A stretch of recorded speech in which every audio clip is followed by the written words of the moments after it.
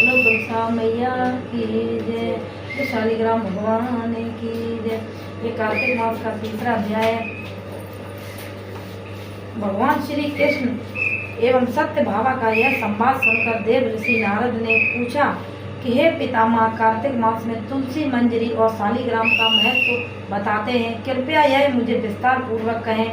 ब्रह्मा जी ने कहा कि हे नारद, तुलसी की मंजरी सहित भगवान शालिग्राम को चरणामृत का पान बड़े बड़े पापों से मुक्त करता है। जो भगवान शालिग्राम की मूर्ति के आगे अपने पितरों का श्राद्ध करता है, उसके पितरों को वैकुंठ की प्राप्ति होती है। बोलो विष्णु भगवान की जय, बोलो शालिग्राम भगवान की जय। भगवान शालिग्राम की मूर्ति के दान से पृथ्वी दान का फल मिलता है। और श्री ब्रह्मा जी ने के पुत्र व्रतधारी विष्णु का पूजन केतकी के फूलों से, शिव का पूजन बेल पत्रों से, सूर्य रक्त के गणेश जी का धनुए के पुष्प से तथा शक्ति का पूजन रक्त पुष्पों से करें तो श्री विष्णु जी का पूजन कमल, लक्ष्मी, कामालती और चंपा के पुष्पों से करता है, वह परम पद को पाता है। जो तुलसी से भगवान का पूजन करता है, उसकी महिमा का कोई नहीं कह सकता।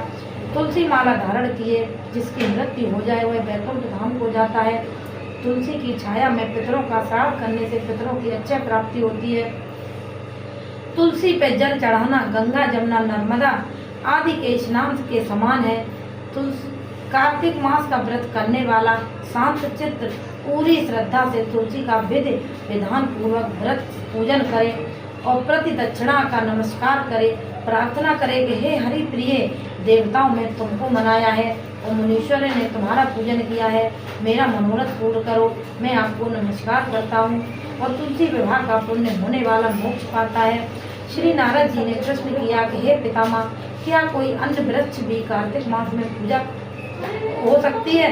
ब्रह्मा जी ने कहा, आंवले के पत्ते और फूलों से भी भगवान का पूजन होता है। आंवले के वृक्ष के नीचे बैठकर भगवान का पूजन करने वाला सोने के आंवले प्राप्त करने के बराबर है। श्री ब्रह्मा जी ने कहा कि हे पुत्र, जो मनुष्य द्वादशी को तुलसी तथा आंवले के पत्तों को तोड़ता है, वह घोर नरक में जाता है। जो मनुष्य कार्तिक मास में आंवले के फल खाता है और तुलसी की माला धारण करता है, वह मनुष्य जीवन मुक्त हो जाता है। बोलो तुलसी माता की जय। कार्तिक मास के व्रतधारी को भोजन, चंदन, पुष्प, पान और दक्षिणा देकर ब्राह्मणों को प्रसन्न करना चाहिए। सारे मास भूमि पर शयन करें और ब्रह्मचर्य का पालन करें। पत्तल में एक समय भोजन करें और प्रभु का संकीर्तन करने के उपरांत जो समय निकले उसे व्रतधारी मौन व्रत माने। ऐसा व्रत सूर्यवीर और कांतिमान होता है। जो आंवले के वृक्ष के नीचे बैठकर दिन में एक ही बार भोजन करता है, उसके वर्ष के पाप नष्ट हो जाते हैं। और व्रती को किसी प्रकार का तामसी या बासी या झूठा भोजन नहीं करना चाहिए। देव, वेद, लोक और ब्राह्मण की निंदा न करे।